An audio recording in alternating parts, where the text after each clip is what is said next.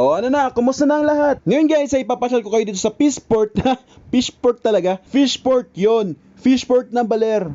Shall we begin?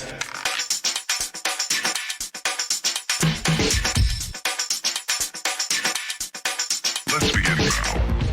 Ang Fishport guys ay matatagpuan dito sa Barangay Digisit ng Baler, na kung saan dito mo rin makikita ang kanilang mga pinagmamalaking tourist spot tulad ng Ermita Hill, Digisit Falls, ang Lighthouse, ang mga nagagandang resorts dito sa gilid ng dagat na kung saan makikita ang mga kamangha-manghang rock formation. Bukod sa mga prutas, handmade products, isa rin kinabubuhay ng mga tao dito sa amin ay ang pangingisda. At dito sa lugar na ito nila binabagsak ang kanilang mga huling isda galing laot. At dahil ang mga tao dito sa amin ay pinapahalagahan ang kanilang mga pinagkukunan ng yaman, madalas ka makakita ng mga bakawan dito sa gilid ng dagat. Daddy Dax, ano naman kinalaman nun? Sa mga hindi nakakaalam at nakapagtataka naman kung di nyo pa talaga alam, ginagawa kasing itlugan ng mga isda ang mga ugat ng mga punong yan.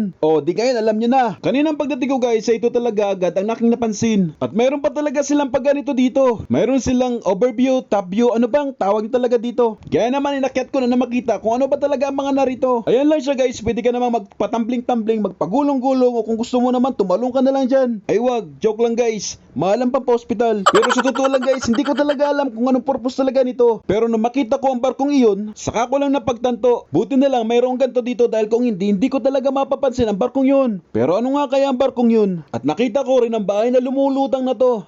Bangka pala to. Mayaman siguro may-ari ng mansyon na yan. Kapitbahay naman ito ang isang to na parang nabibilang naman natin siya sa middle class. Wala lang, namanghala ako dahil ang linis niyang tignan. Pero guys, kung may mansyon, middle class, ano naman tawag nyo rito? Kubo? Mali. Kayo nadala na kayo sa kwento ko. Di siyempre bangka. Grabe kung di ka sanay, para nakakatakot naman sumakay dyan. Alam nyo ba guys, dito sa taas ay nagawa pa talaga nila magtanim ng ganito. Ano bang tawag sa punong ito? Sa amin kasi niyog-niyogan. Kasi para talaga siyang niyog. At tulad na niyog, pwede ka rin sumilong dito kung naiinitan ka. So yan ang kabuuan ng lugar guys. O di ba ang ganda? Huwag nyo na lang pansinin yung bakulaw guys. Focus na lang kayo sa view. At dahil pangingisda ang isa rin kinabubuhay ng mga tao rito, isa rin sa mga produkto ng mga tao rito ay mga daing na isda. Sabi ko nga, sayang wala akong dalang lagayan. Meron na sana akong agahan bukas. Hindi guys, joke lang. Baka sabihin nyo, gawain kayo, hindi Napakaganda talaga ng lugar na ito guys. Hindi lang siya basta fishport. Pwede mong ipasyal dito ang yung mga pamilya.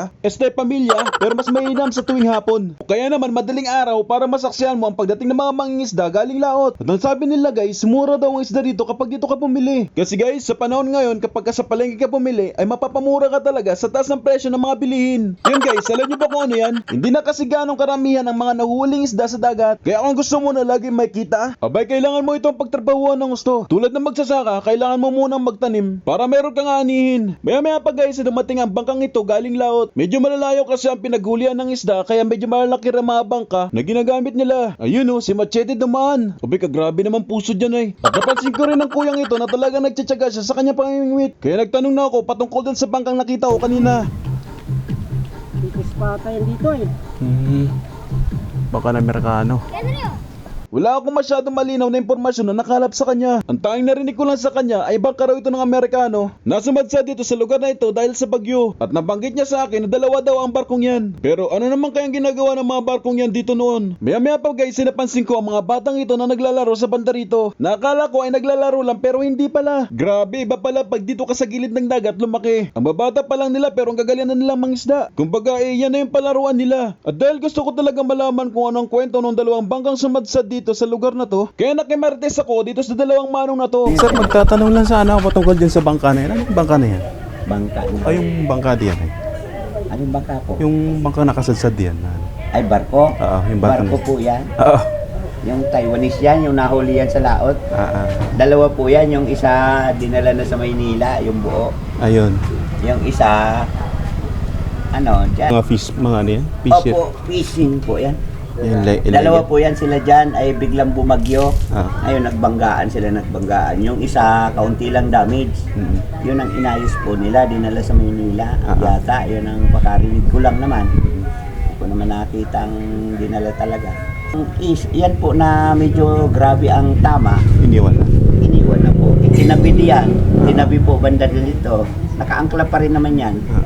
Ay nung bumagyo, pinagulong na doon ng bagyo. Kailan pa ho yan? Ay, matagal na yan. Taon na yan. Mga 15 yata. 2015? Opo. Kung hindi 14, 15. Matagal na po yan, guys. Bantay dagat po ang nakahuli niyan eh. Mga nagro-rundang po natin. Nagpanggaan Maritime. sila dyan. Opo. Wala pa po ako rito nung mahuli yan. Siguro mga 2 taon pa bago ako nagkaroon ng pwesto po dito. Opo. Kaya kung hindi 14, 15. Dalawa pala yan. Dalawa po yan. Parehong-pareho yung laki. Yung isa inalis na, hindi ko lang alam, may convoy siya na kulay blong yating malaki. Malaking yate. Dito rin inano.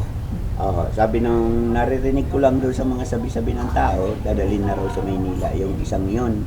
Kasi nabuo na siya, inayos ko doon sa tinaas doon sa sulok. Ay, parang pag may Taiwanese. Ayun, Taiwanese po yata. Pag may silang lahat. Sige, salamat po sa tignan ko nga po. Mapasyalan. O di ba? Iba talaga ang nagagawa ng pagiging marites. Meron din pala mga bilihan dito guys, kaya kapag pumasyal kayo dito at nakalimutan nyo bumili ng pagkain, Hakuna Matata talaga kasi bukod sa may foods na, mayroon ka ding pepwestuhan. Matapos kung makakalap ng impormasyon patungkol sa mga bangka, ay stay barko, sige na nga, barko na nga, ay pinuntahan ko na ito na masuri ng malapitan. Pwedeng bumaba dito.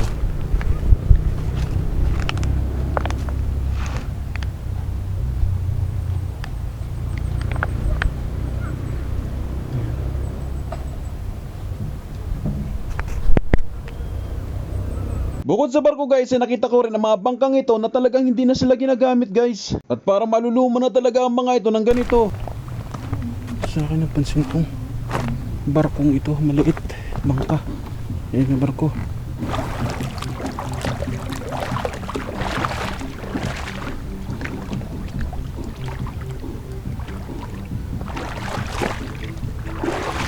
Patay kapag ito na